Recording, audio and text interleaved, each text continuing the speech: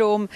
Things have generally picked up here in Kunu. Very quiet when we arrived, a very sort of somber mood, but a number of journalists are filing into this particular area. As you said, the accreditation centre is open, and my colleague Yuri, who had to go into the Youth and Heritage Centre on the top of the hill, that's just off to that side, they asked him for accreditation this morning. So things are definitely, controls are starting to get much tighter, if I can put it that way. The road in front of Nelson Mandela's home still remains closed. Traffic authorities have said this is for the safety of the journalist and for the safety of all the people that are popping in and standing here outside his home just to pay condolences and show respect for the great Nelson Mandela.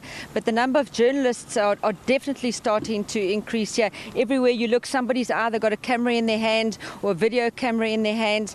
And I'm not sure if you can see behind me Nelson Mandela's home, the number of flowers that are now being placed outside the wall outside his home, that number has increased. And I should imagine that once the families start to arrive, as is the culture, many of the villages, many of the surrounding communities will start converging on the home to pay their last respects. But as I said, a large number of journalists are now coming to this particular area, foreign journalists as well. And I'm joined by Joe. He's from German television, the same, it's their public broadcaster, the equivalent of our SABC.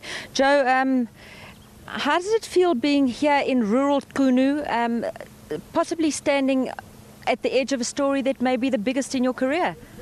Yeah, it's lets me be a little bit proud, a little bit really proud, because for me personally, Nelson Mandela is one of the most favorite persons I have in my life, and so I was really happy to get the job here, to get here. And it's a sad event, but I think at least he had 95 years. The last 20 years he could live with his family in peace.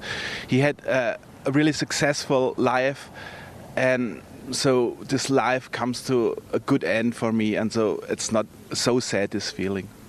Jonah, how long has your company been planning to cover this event? It's not something that happens quickly. No, I think we started the first ideas 2 years before the World Championship, so that should be now 6 years ago. The first techniques went to South Africa and checked what will be possible and stuff like this. And it's a long plan now. Joe, personally, you've covered a number of other events throughout the world. How does this one compare to what you've covered? Yeah, I've been to Haiti after the earthquake. I've been to Syria during the civil war, to Egypt during the civil war, Iraq during the war. This all was just horrifying, horrible pictures, dead bodies, people who are crying, and it's just shocking. And here it's calm, it's sad, but at least it gives you the hope of a good future of the life, and especially for this country. And this makes me a little bit sad, but also it leaves a good feeling for me. It will be better in this country.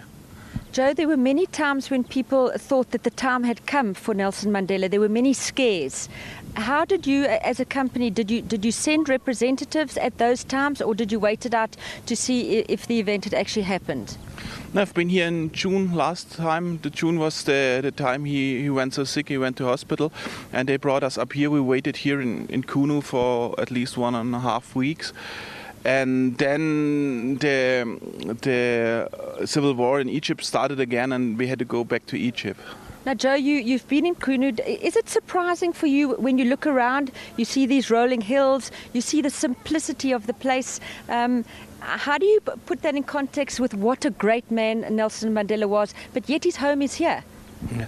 For me, this country is so soft and so calm, and I think that's like I imagine, I didn't know personally him, but I imagine him, especially as an old man after the prison. He was calm, he was soft, and he tried to get the people together, not to apart it. And I think this, you can see this in the country here. It's a little bit the same, yeah. Joe, thanks for your time.